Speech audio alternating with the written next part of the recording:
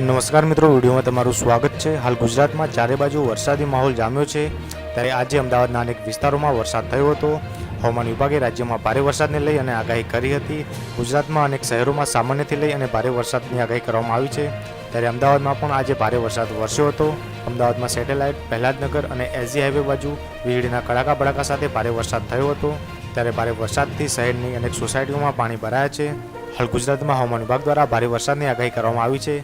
હવામાન વિભાગના મતે વલસાડ, દીવ, દાદરાનગર હવેલીમાં ભારે વરસાદની આગાહી છે, જ્યારે સૌરાષ્ટ્ર, કચ્છ અને જૂનાગઢમાં પણ અતિ ભારે વરસાદની આગાહી કરવામાં આવી છે, ત્યારે અમદાવાદમાં પણ ભારે વરસાદની આગાહી કરવામાં આવી છે। આગામી 11 થી 12 જુલાઈના રોજ દક્ષિણ ગુજરાતમાં ભારે વરસાદની આગાહી છે।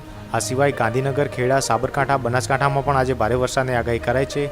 ગુજરાતના તમામ દરિયાકાંઠાના માછીમારોને દરિયો ન ખેડવાની સૂચના આપી દેવામાં આવી છે। ત્યારે આજે હવામાન વિભાગની આગાહી મુજબ અમદાવાદમાં ભારે વરસાદ વરસ્યો હતો। અમદાવાદના મોટાભાગના વિસ્તારોમાં ભારે વરસાદ થયો છે, જેને કારણે અનેક સોસાયટીઓમાં પાણી ભરાયા હતા। તો બસ મિત્રો, મારા વિડીયો માટે આટલું જ।